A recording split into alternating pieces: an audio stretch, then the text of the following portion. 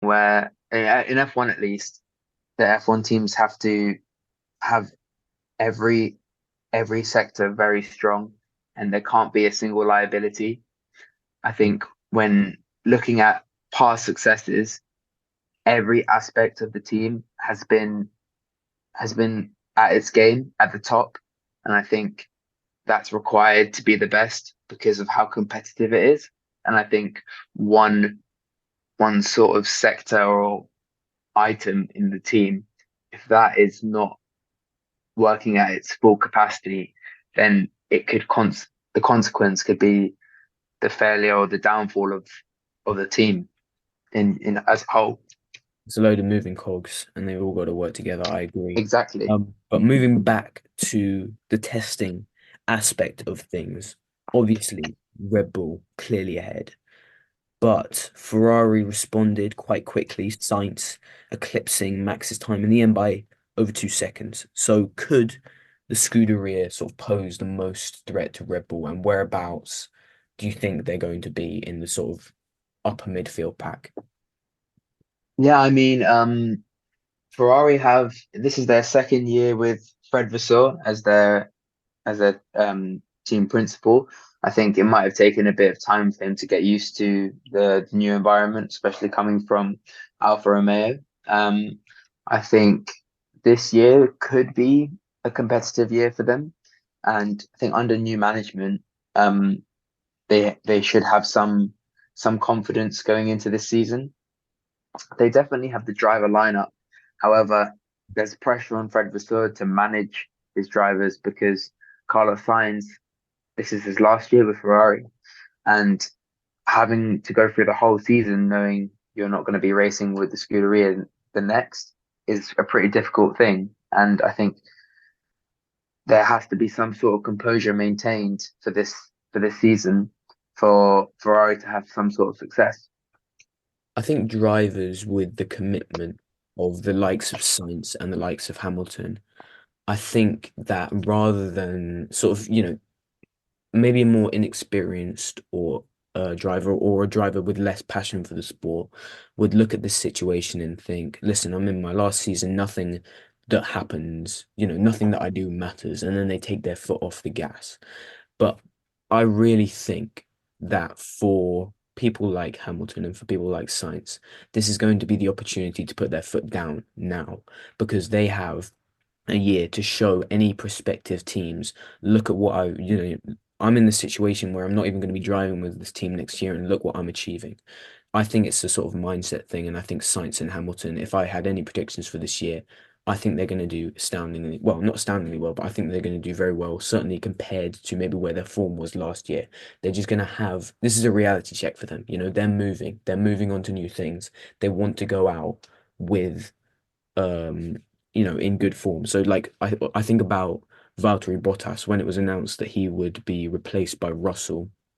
He really upped his game for the second half of that. What was that? The 20 was that 20? 2021. Yeah. So he Yeah, it really upped was. his game at that point. And I think, now these two drivers have a whole year to make the most of their final season with their teams. But, Sainz is an interesting one. He's only had a couple of seasons to really bed himself in at Ferrari. And so where do you think he's going to move to next, and how do you think he's going to cope with this sort of new pressure of having to perform?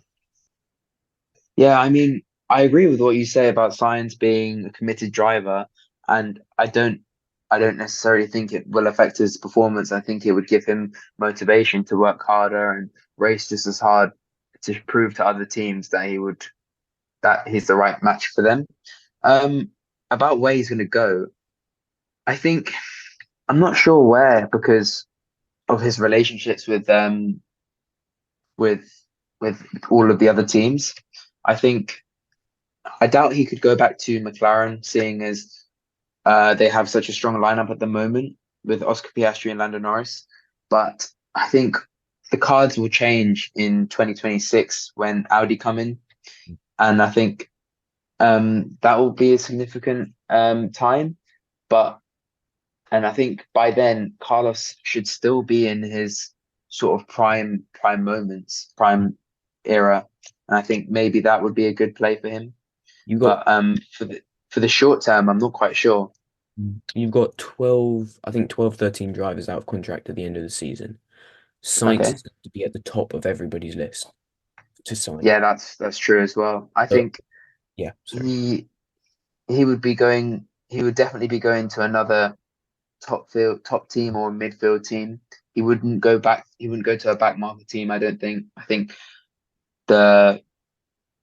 I'm not sure where he'd go actually. I think haven't given Checo's it the days are most thought. numbered.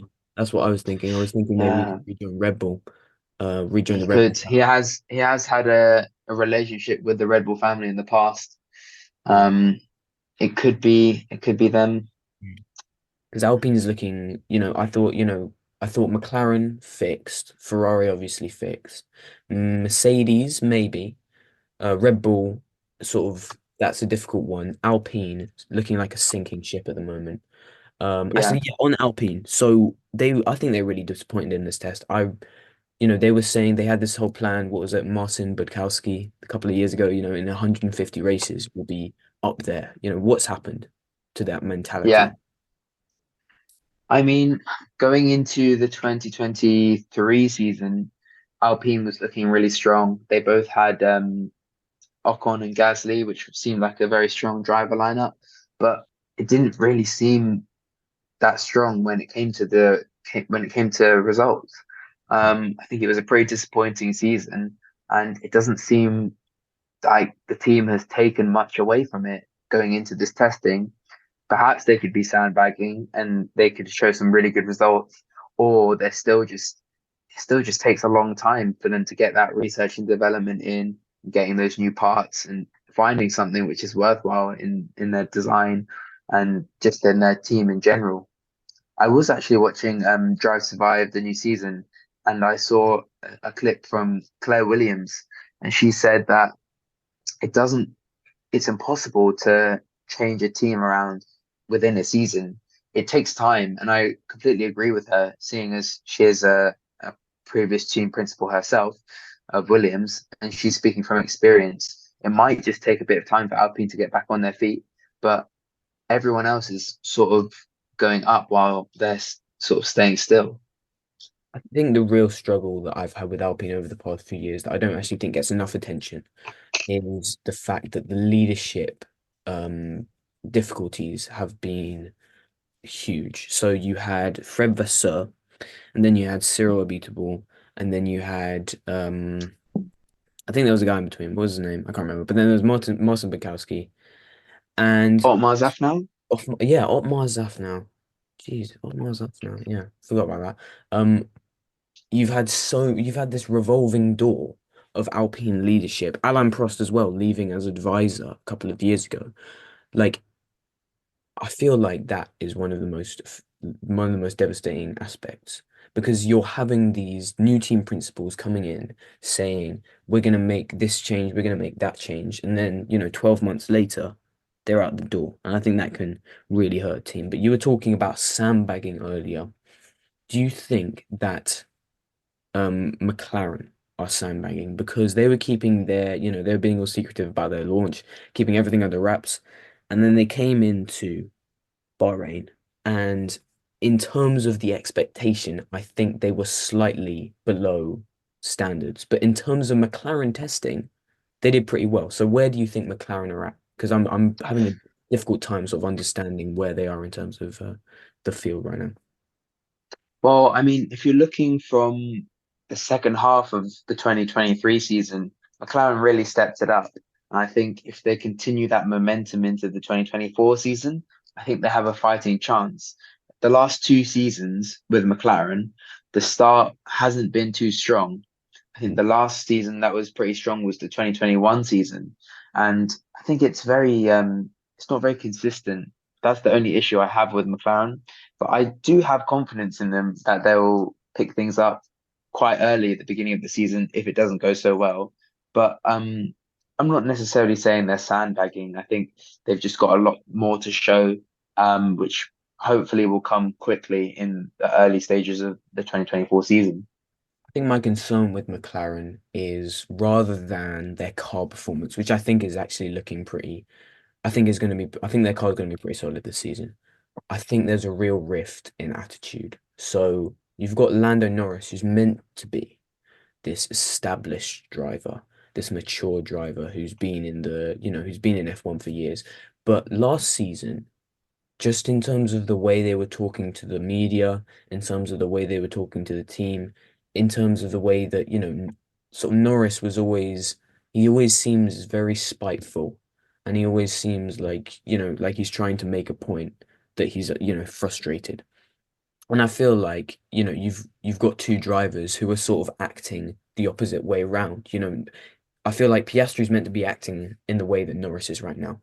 Do you think that Norris is mature enough to lead a team?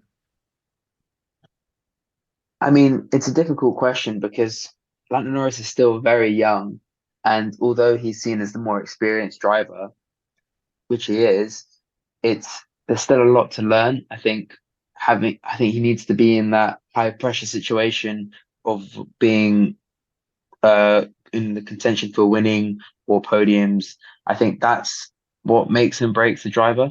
I think what you are saying about the media, I think that is very much on that's a character thing. I think it's very it that's just part of Lando Norris's character, really. I think he's very hard on himself, and he does do the work behind the cameras. You can see that through his recent results. I think Oscar Piastri, on the other hand, I think he's a he's a good example. He's just gotten straight into the team and got on with the job. And I don't think Lando Norris is whatever he says on camera. I don't think that's a hindrance to the team's performance. I think that's just him being really hard on himself, and he just wants to improve I guess, the but I team. think what worried me about Lando and what made me, because I always sort of considered Lando as, I thought he was a nice kid, right? But, you know, the other year, 2022, when sort of Ricardo was on the out, I think the way that Norris dealt with that situation, where he was sort of talking to media quite consistently, bemoaning Daniel's, results, really disappointed me. And I feel like if Oscar's given the preference this season, because he's got a race win, obviously not a real race win, but he's got a race win. And as a rookie, he had an absolute stellar performance. I feel like it's gonna really push Norris to his breaking point, and he's gonna, he might say something that he doesn't mean, and that could have some knock-on consequences for the image of the team, for the vibe of the team. And although it's right to say what happens on track is the most important part, I think that there's certainly, some effect of that. We've seen it countless times with, the way people talk to the media and the way people like, just Vettel and Webber conduct themselves on track. That really has an effect on how the team, it can have an effect on how the team performs if they're or constantly getting into tussles, Checo and Ocon, for example, as well with that. And it can have an effect on the sort of general attitude of the team if they're constantly at odds with each other. But speaking of drivers who seem to never be at odds with each other, Albon and Sargent with the Williams. Now, the Williams last season looked really strong, but I feel like this season, just 3 days of testing, you can't make many assumptions, but it looks like they've taken a little bit of a step back. And, Alex, I think, is clearly F1 caliber, but Sargent has just not been on his level. He's already made a mistake this season spinning on day one.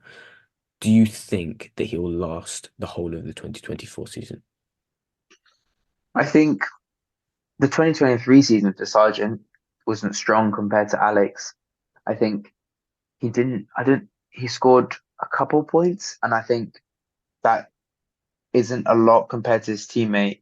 And if you're comparing it to the team's history with George Russell in 2019, his rookie season, he didn't score a point, but they still had faith in him moving to Mercedes. But I think now, with the 2023 season, what's different is that the other car was able to score some points. And I think that puts a lot more pressure on Logan Sargent this year compared to how it did for George Russell in the 2020 season as his second season in F1. But I So I feel like in think 2019 and 2020, you had these